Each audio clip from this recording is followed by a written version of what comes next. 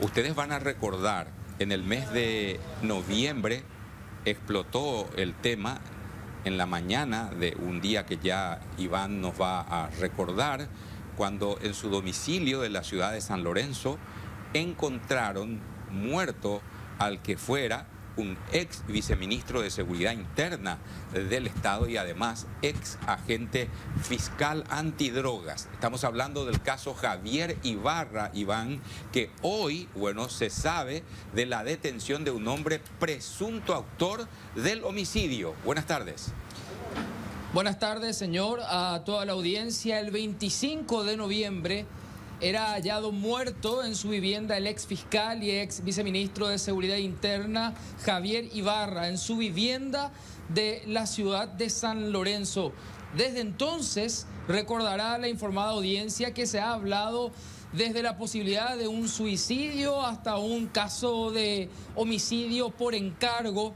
Incluso recordarán también que un casero y una mujer que realizaba servicios domésticos habían quedado detenidos en torno a la investigación de este caso. Finalmente, la doméstica era la que estaba más complicada porque en su mano se encontró cierto porcentaje de antimonio, bario y plomo, por lo que se creía que pudo haber contaminado la escena o incluso robado el arma con el que se acaba con la vida del fiscal Javier Ibarra.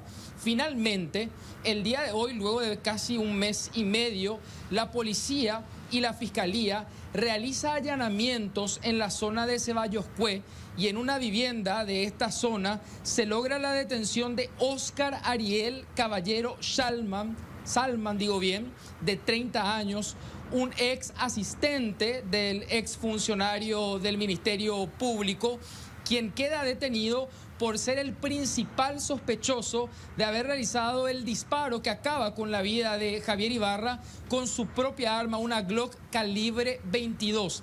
Ahora, ¿cómo llega a este hombre la policía y la fiscalía?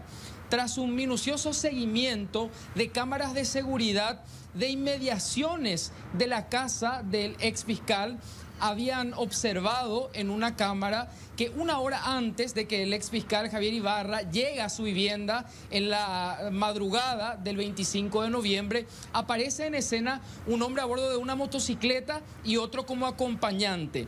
Luego vuelve a aparecer el conductor de la motocicleta ya sin el acompañante, por lo que se dedujo rápidamente que el acompañante fue el que ingresa a la casa del exfiscal. El acompañante luego es observado arrastrando la motocicleta, que probablemente se averió por algún motivo. Se llega primero a este hombre, quien se convierte en un testigo clave. Sin embargo, hoy también fue aprehendido. Estamos hablando del ciudadano Leonardo Agustín Ruiz Ortiz, de 22 años, quien testificó a los investigadores que Caballero Salman supuestamente le solicita que lo lleve hasta la vivienda del exfiscal y le dice que se retire y vuelva a buscarlo en un espacio de tiempo determinado. Cuando él regresa, escucha que dentro de la vivienda se produce un disparo, sale Caballero Salman y le dice que se retire, que él luego regresaría por sus propios medios. Gracias a este testimonio es que se llega el día de hoy al supuesto asesino, se lo detiene, y también al testigo, porque este queda en carácter de aprehendido hasta que se pueda sacar cualquier tipo de conclusión y su implicancia, señor. O sea, entender cuál fue su participación, porque a ver, de lo relatado, Iván, se entiende que este hombre o tardó mucho en dar el dato porque tomó estado público y en definitiva pudo haber sabido más o menos, o por lo menos tener conocimiento de quién había acudido a esa casa y que después toma estado público la muerte del ex agente fiscal. En efecto, lo que dice el agente fiscal que investiga este hecho es que a este aprehendido les importa más tenerlo como testigo, porque ciertamente él entrega el arma que finalmente se comprueba pertenecía al exfiscal Ibarra, y probablemente fue el arma homicida. Esto se va a confirmar en un 100% después de una pericia balística que realizará agentes de criminalística. Y además, gracias a su testimonio, se llega al supuesto asesino, quien resultó ser un ex trabajador del ex agente fiscal. Sobre el móvil no se tiene precisión. De momento se habla con un robo con resultado de muerte, porque el autor termina llevando el arma del ex funcionario del Ministerio Público y también documentos que fueron quemados frente al testigo. Todo esto era detallado en conferencia de prensa por el agente fiscal Julio César Ortiz. Esto ocurría hace instantes. Podemos escuchar parte de lo que explicaba el investigador de este caso. Sí, señor. Rápidamente al departamento. Y él refiere que cuando llega hasta el portón del garage, escucha un disparo. Minutos después, abre el portón del garage con el control Oscar Caballero. Sale y le dice para que se vaya nomás, que él se va a ir por su cuenta. Entonces, el conductor de la motocicleta, con la motocicleta descompuesta, lleva consigo hasta Mariscal López, esquina Ingavi, como les referí. Posteriormente ellos, hemos hablado con el taxista, nos dio las características también de la persona que estaba llevando él, y que inclusive llevó hasta la zona de Ceballos Cue, que es el domicilio de Oscar Caballero. También el motociclista, de nombre Leonardo Ruiz Ortiz, nos refirió que Oscar Caballero le entregó esta arma que está aquí, que es una pistola Glock, calibre 22, perteneciente posiblemente a Javier Ibarra y posiblemente el arma homicida, le entregó para que él mismo ocultara o que haga desaparecer. Él refirió que él no sabía qué hacer, se asustó y que tenía la intención de colaborar, pero que estaba en dudas constantes. Bueno, ante el pedido de si podía acercar el arma, nos acerca hasta el lugar donde estaba guardada y nos hace entrega de esta arma. Y con esto entonces tenemos por identificado de que posiblemente Oscar Caballero Salman utilizó el arma homicida que pertenecía a Javier Ibarra.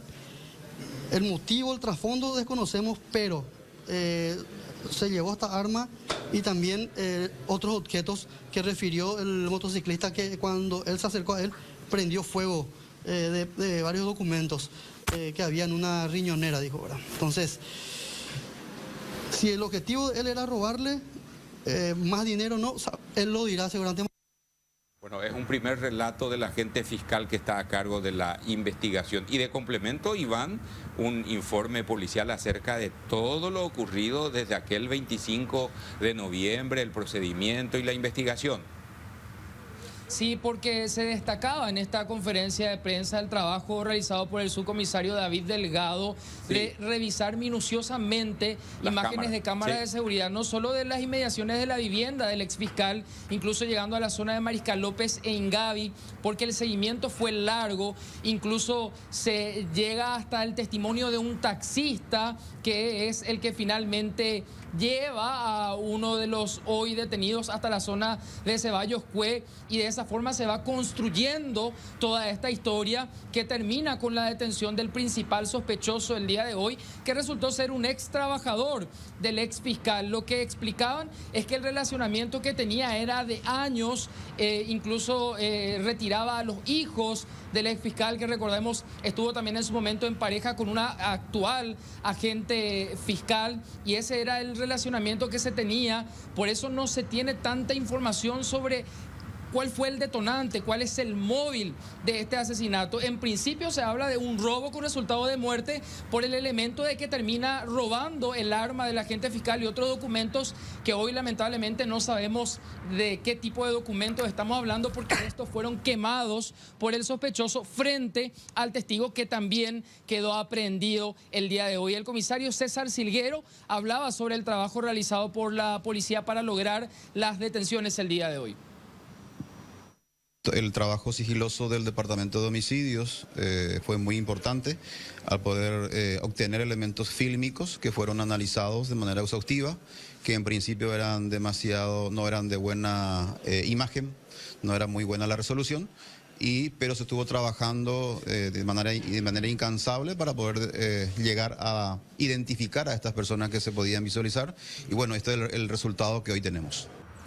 Y se está indagando acerca de los antecedentes que tendría el secretario del ex fiscal Javier Ibarra, ex ministro de Seguridad Interna, y aparentemente todo conduce a que tendría antecedentes por tráfico de armas. Se está cotejando con los investigadores argentinos también para ver acerca de este caso que tiene ribetes internacionales, Elvio. Bueno, al menos hay registros desde junio de 2019, cuando la Argentina pide a Paraguay que busque, capture y extradite a varios miembros de un grupo dedicado aparentemente al tráfico internacional de armas. Estamos hablando de 3 paraguayos, 2 brasileños y 2 argentinos. A estas alturas algunos ya están detenidos, pero Óscar Ariel Caballero Salman era uno de los que todavía estaba prófugo para las autoridades. Es por eso que había un código rojo de Interpol para su búsqueda, captura con fines de extradición. Y ha sido detenido en otras circunstancias y por otra figura delictiva. Hay que decir que este grupo, los miembros de este grupo eran buscados, la mayoría de ellos en Argentina, para ser sometidos a un proceso penal en el que pueden ser condenados incluso en el vecino país hasta 50 años de cárcel por esta figura de tráfico internacional de armas. Y Óscar Caballero, junto a otros 2 paraguayos que ya están detenidos actualmente en nuestro país, están sindicados de haber sido los receptores aquí en nuestro país de las armas de guerra y otros elementos bélicos que llegaban desde Argentina para ser enviados al Brasil, principalmente los grupos criminales Primer Comando Capital y Comando Vermelho, es el registro que se tiene. Por eso este esquema de tráfico internacional fue desmantelado aquel 26 de junio de 2019 en un operativo denominado PALAC, que fue calificado como histórico por la Argentina debido a que incluyó allanamientos, detenciones y confiscaciones en varios puntos de la Argentina. También dicen las referencias de aquella época que se practicaron procedimientos similares en España y en Estados Unidos, desde los cuales se enviaban las armas principalmente en un buque carguero portugués denominado PALAC. Justamente le dio el nombre esto a la investigación. Y aquel fue el mayor decomiso de armas en la historia de Argentina, según lo que recuerdan las crónicas de la época. Estamos hablando de junio de 2019 y en este contexto se encontraba o se encuentra todavía Óscar Ariel Caballero Salman, detenido ahora por un presunto caso de homicidio, compañeros. Gracias, Elvio. Bueno, pero vamos a remitirnos, Iván, un poco a aquel suceso decías, el 25 de noviembre del año pasado, en horas de la mañana. Recordamos algunos antecedentes. La ex esposa del ex agente fiscal y ex viceministro del Interior, entendimos, estuvo tratando de comunicarse con él.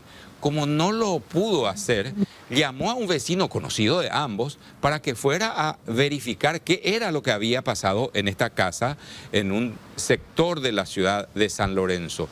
¿Y qué fue lo que pasó a partir de ese momento para hacer un repaso de este caso?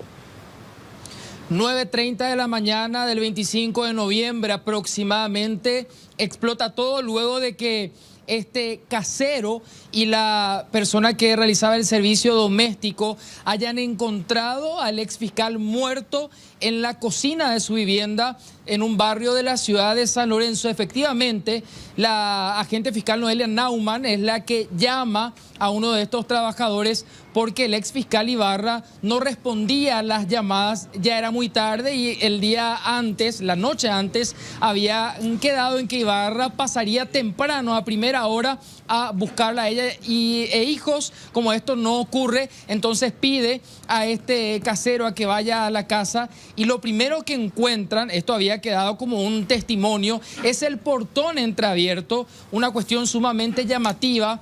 Llaman al ex fiscal, este no responde y es por eso que ingresan a la casa y lo encuentran muerto en la cocina.